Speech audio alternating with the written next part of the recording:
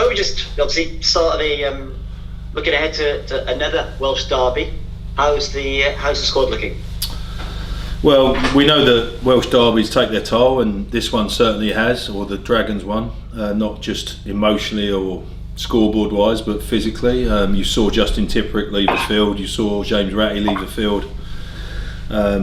So yeah, they add some longer term issues for us, which is disappointing because our injury list is big enough without those two significant people, especially with smaller squads, etc. It puts a lot of pressure on, especially if you've got injuries in the same position. So back five of the scrum, for example, you've got those two, you've got Hugh Sutton, you've got Will Griff.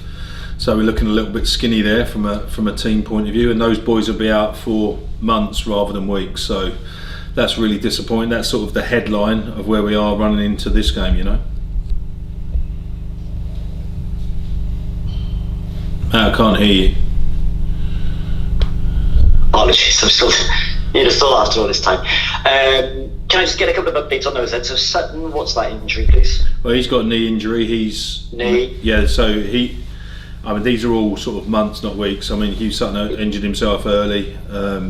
Don Morris, the same, high ankle. So he's a number of, months. We've got Tom Florence, we've had HIAs, we've got who else have we got on the injured list? So obviously Justin Tipperick, thumb. He's got a thumb injury. James Ratty's got a shoulder injury.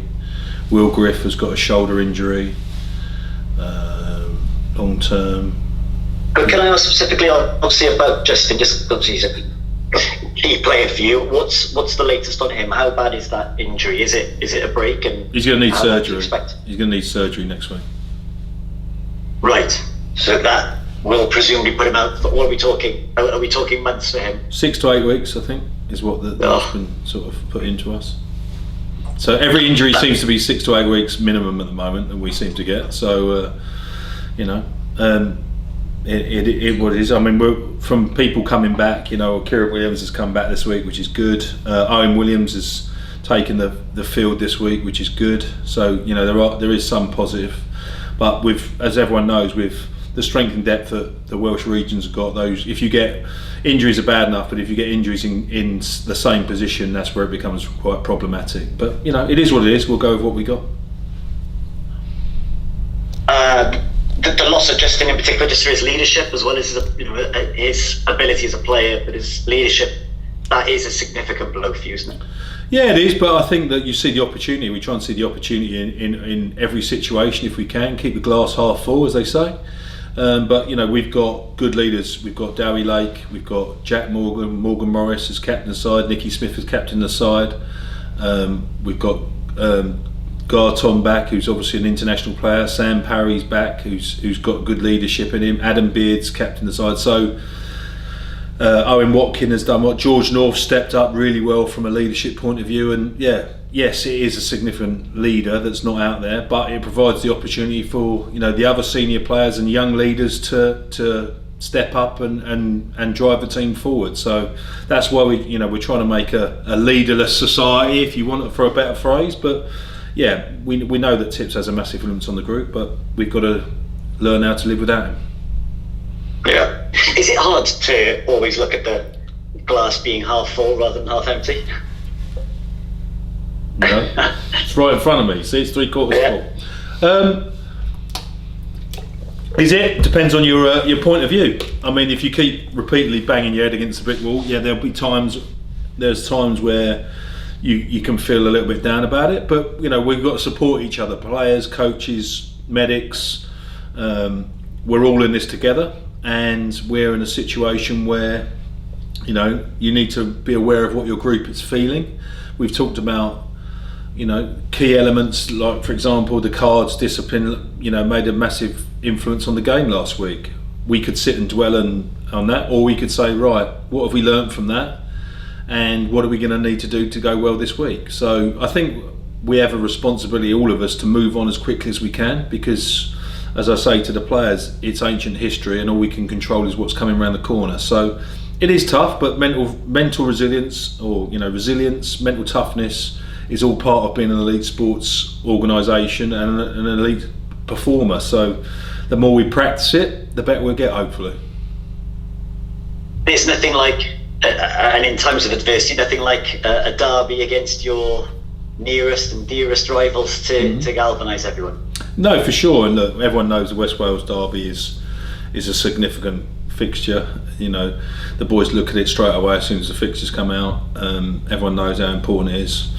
We've gone well in recent times, which is great, and we know how important it is for our supporters, and we need support, as many supporters in the ground as possible, which makes it a good environment for everyone. And they paid us a big respect. They've rested some players last week in relation to getting ready for this week, so that's a compliment in itself. Glass half full, you see. We know that there's a lot on the line here, and we you can't pretend it isn't. And often these ones are about people that can keep their heads, and stay calm in the pressure cooker. We're excited about it. I'm sure they're excited about it, and hopefully it's something to celebrate. I think you've won the last 3 of these derbies, so you've got their number. Teams change.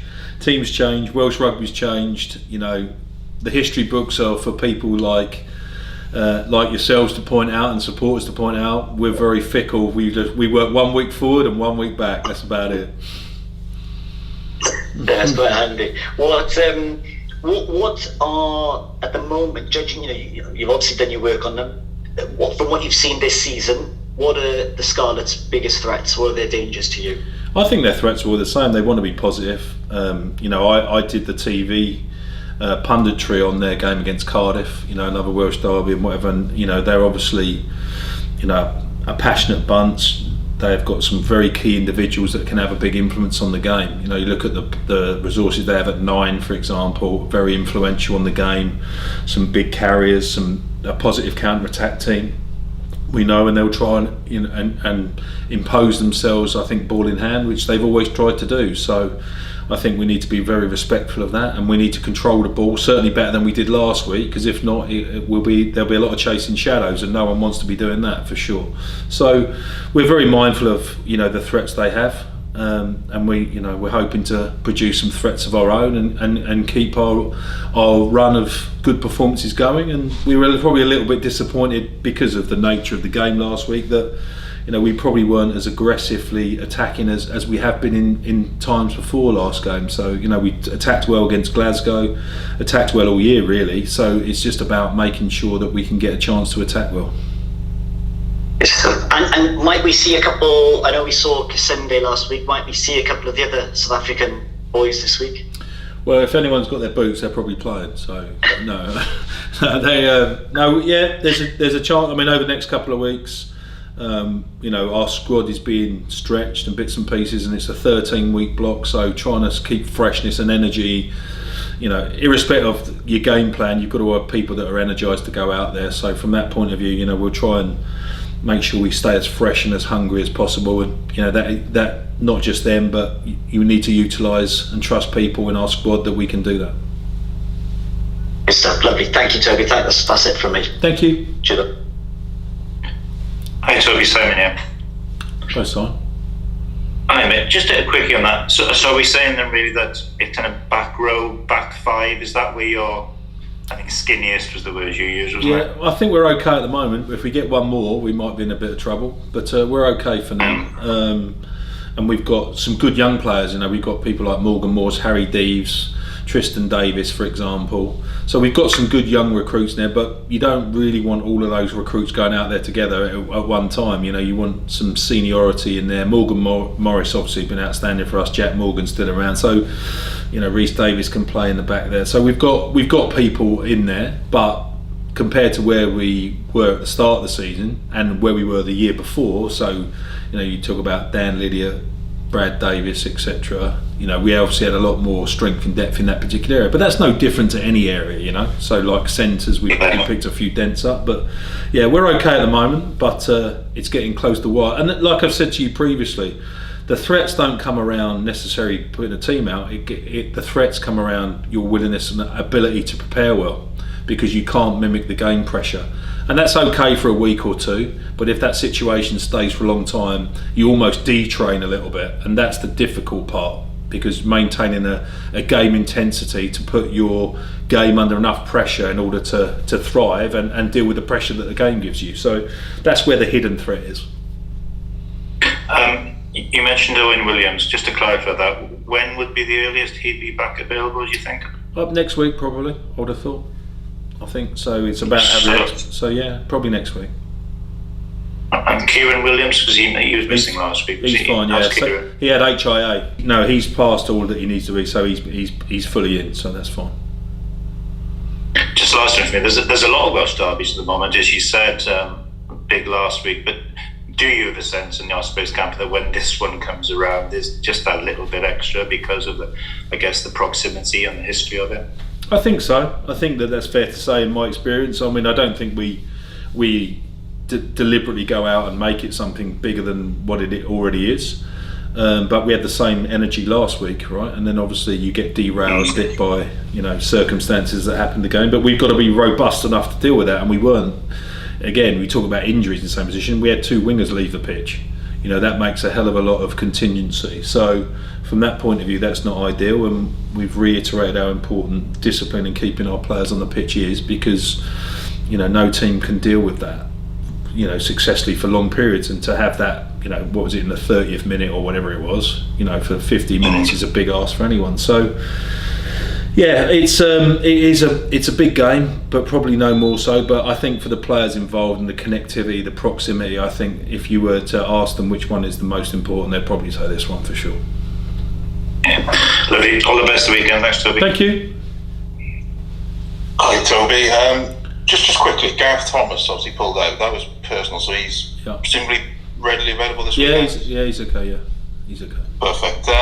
You obviously mentioned preparation there. How are you finding sort of the load management? I'm imagining you're getting a lot of players who would ordinarily be doing, say, a quarter of the reps in a week, maybe doing half or more. What's that been like over these first couple of months?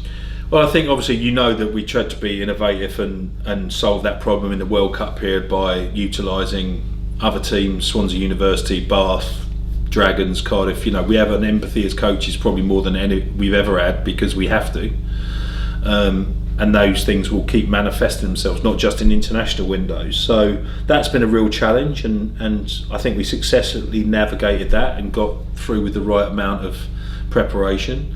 That's obviously even harder to to sort of create those opportunities in season, because some people play on Fridays, some people play on Saturdays, so their schedules are out of line. That's a real challenge. As I said, that along with balancing weekly loads as well as 13 weeks straight is probably our biggest challenge. And just from a mental point of view, we've got players coming back. You don't want to rely on international players, and we've got a lot of young players, energised young players. Some people have got a lot of minutes in them from the World Cup. Adam Beard, George North, Jack Morgan, for example, they've come with a lot of minutes played already from them. So it's not just our environment, it's the overall environment. So it's quite a plethora of reasons and considerations that we have to sort of navigate. And we'll have to, if you think about the next few weeks, so we go 2 Welsh derbies, then we go Benetton in URC, Benetton in Europe again, 2 Welsh derbies over Christmas, Europe again.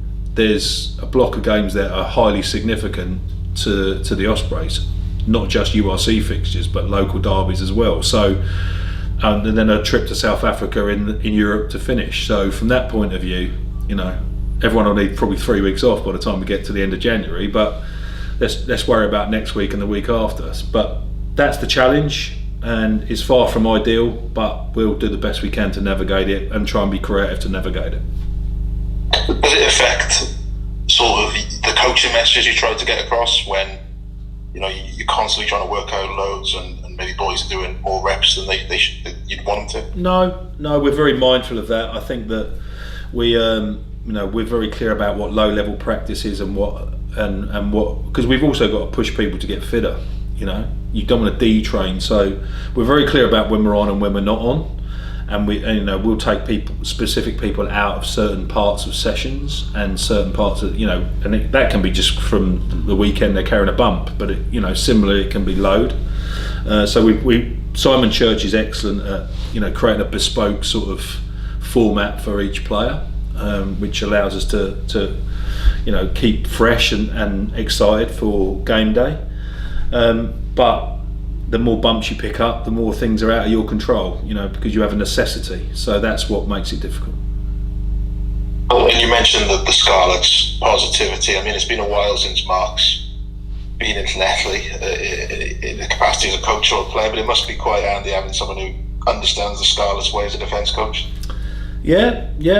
Probably as much as it does for Richard Fussell and Duncan Jones of playing in one. So we obviously have got, Dwayne's got the same on the other side. He's been involved around it. So look, I understand it from their point of view, and my job is probably to keep everybody calm a little bit this week more than revving people up, because they'll do it themselves. Perfect. Nice one, Toby. Okay. Just one last question from me, Toby. This the weekend we saw Ali Price make his debut for Edinburgh, and a move that was quite clearly instigated by the Scottish management. Yep.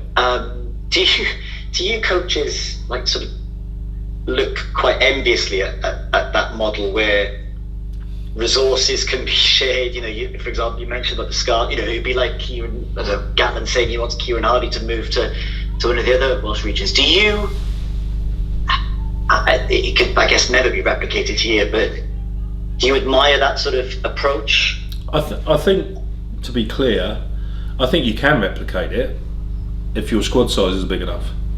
The problem is you're squeezing on both sides. It's both squad numbers, and an opportunity to play. So I think we've gone beyond the fact where the paranoia of coaches and regions are, oh no, we can't give to them, we'd rather fail ourselves, and the parochial element to it. I think we've got well beyond that. I might be naive, but I hope we have, because ultimately we understand that we have the shared difficulties and challenges to overcome. The issue really is no one's got anyone to spare, really, and that's the issue. And with the constraints that we all have and where we are, and I don't see them going away. My worry is for us as much as anyone. We will fast track young players. I've got a history of doing it since I've been here, and we will continue to do that. But there's a fine line between fast tracking and exposing, and that's the hidden, like you say, we talk about hidden preparation. The hidden issues around young players is you put them out there before they're ready, or you can't take them out to recover emotionally or physically, and you end up just utilising the same resource. So I think there's a willingness to definitely share and collaborate more from region to region, but unfortunately the backdrop makes it very, very difficult. It's an interesting point you make there, because we've spoken since the start of the season that the potential positive from the cutbacks. I mean, I know we're sort of clutching at straws, but is the development of youth. But is there, with that, an inherent danger that you could potentially damage a young player by simply throwing them into the deep end way too soon? But through necessity, you kind of, not you, but a coach had to. Yeah, I think there's an individual element to that. So let's say a young prop, and we've got a few of them, right? You want to get them in, expose them, take them out, learn, what do we learn, let them physically recover, problem solve, understand what's going on, not just going from journey to journey. So from that point of view, is I think that's a difficult one. And you want to be, I suppose the phrase is you want to be deliberate, right? You want to try and be deliberate. And I think it's harder and harder to be more deliberate around that, because of all the stuff that we talk about. It gets exaggerated as well in a World Cup window as well, let's be honest about it. But we can't change that. All we can control is our group and what it means. But yeah, we'll do the best to navigate that. But I always worry that you want to create an environment and an opportunity that allow people to thrive and develop, not basically survive and die. That's the best way I can put it. Well put. Okay, yeah, thanks. Yeah, because I know we're all sort of clutching at these straws to find the positives of this season. But yeah, you do worry, and like you said, especially positions like front row, back row. Yeah. You know, you could almost do some damage, really. Yeah, well, physically, you know, and sometimes in one-off contests or tour contests, it's not too bad, but a necessity to keep putting someone in there. You know, we took a young group to South Africa. Their learning was unbelievably good. Their effort was unbelievable, but we knew we had a large amount of international players come in, which allowed them to then recover and almost take a little bit of time to physically, emotionally recover, even travelling to a different country. Lots of added value, and realise what actually happened in order to prepare them for the next challenge. But if you've got to then come back and then go into a Welsh derby followed by X followed by Y on a short turnaround, then it's a completely different scenario. So it is what it is. We'll get on with it, and like all the other regions, we'll make the best of it. But I'd like it to be more deliberate if we could, for sure.